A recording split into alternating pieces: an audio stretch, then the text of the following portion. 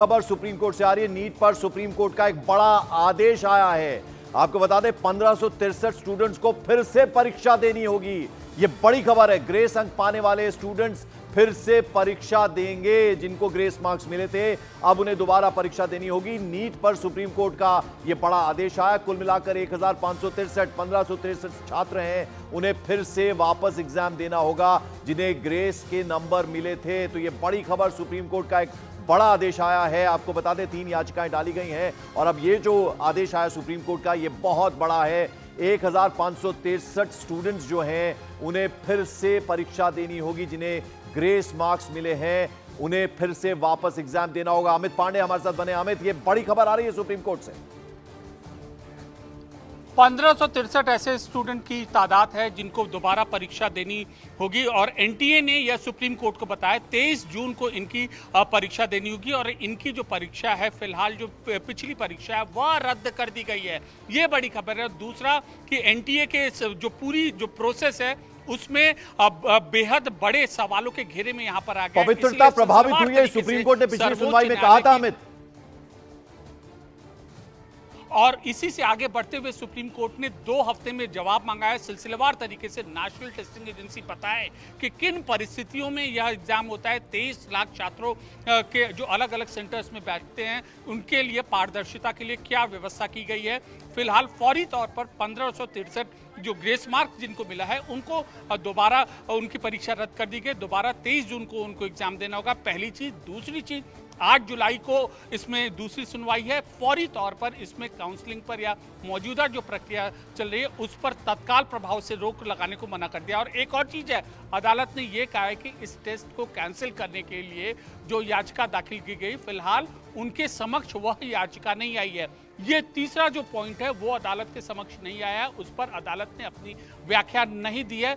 2 पहलुओं पर अदालत ने अपना स्टैंड साफ किया है। कुछ स्टूडेंट्स अगर आपके साथ हो वहां पर, अभी बात कर रहे थे आप अमित, अगर दोबारा बात करना चाहें इस मुद्दे पर जो सुप्रीम कोर्ट का ये बड़ा आदेश आया।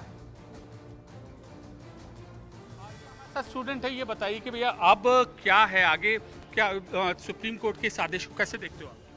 सर, मैं सुप्रीम कोर्ट का ऑर्डर को सही मानता हूं कि उन छात्रों को दोबारा देना चाहिए, बट उनकी भी एक तरह से गलती नहीं थी, लेकिन एनटीए की वजह से उनको भी दोबारा एग्जाम देना पड़ रहा है। बस मेरे ये 2 हफ्ते का जो समय दिया है अदालत ने, अब इन 2 हफ्तों के दौरान आप किन किन बातों को आपकी ओर से अदालत में रखा जाएगा? क्योंकि आप छात्र हो, एस्पिरेंट हो, आपने एग्जाम दिया था, बट आप क्या क्या चीजें अदालत को बताओगे अपने वकील के माध्यम से? समझ नहीं आ रहा। ये आप ये बताइए कि 8 जुलाई यहां जरा रोकना चाहूंगा मैं अमित, आपको बता दें एनटीए की तरफ से ये जवाब आया, यानी 1563 जो स्टूडेंट्स हैं उन्हें फिर से अपीयर होना होगा, फिर से परीक्षा देनी होगी। इन छात्रों का जो एग्जाम है वो रद्द कर दिया गया है। अब 23 जून अगली तारीख है जिसमें इन स्टूडेंट्स को वापस से अपीयर होना होगा, वापस से एग्जाम देना होगा। तो बड़ी खबर आपको बता दें एनटीए की तरफ से ये जवाब दिया गया है कि ये जो स्टूडेंट्स हैं यानी 1563 स्टूडेंट्स हैं, 1563 स्टूडेंट्स हैं, इन्हें वापस से अपीयर होना होगा, यानी इन्हें एग्जाम दोबारा से देना होगा। जिन्हें ग्रेस अंक मिले थे, ग्रेस नंबर्स मिले थे, वो स्टूडेंट्स अब दोबारा से परीक्षा देंगे। सुप्रीम कोर्ट ने 1563 जो स्टूडेंट्स हैं उनकी जो परीक्षा है उसे रद्द कर दिया गया है और 23 तारीख को अब वापस से इन्हें अपीयर होना होगा, वापस से इन्हें एग्जाम देना होगा। तो ये बड़ी खबर आ रही है। एनडीए ने अपना जवाब दिया है, परीक्षा रद्द कर दी गई है और ये परीक्षा वापस से 23 तारीख को होगी। जिन जिन स्टूडेंट्स को ग्रेस मार्क्स मिले थे 1563 वो नंबर है 1563, इन स्टूडेंट्स को वापस से अब एग्जाम देना होगा। आपको बता दें लगातार देश भर में विरोध प्रदर्शन हो रहा है। स्टूडेंट्स, अभिभावक #री-नीट यानी रिपीट नीट का जो बैनर पोस्टर लिए हाथ में बैठे हैं, प्रदर्शन कर रहे हैं। अब यह बड़ी खबर आ रही है कि 23 जून को वापस से परीक्षा होगी, दोबारा परीक्षा होगी और वो जो स्टूडेंट्स का नंबर है 1563 है, ये एक बार फिर से अपीयर होंगे, फिर से एग्जाम देंगे। अमित, बड़ी खबर।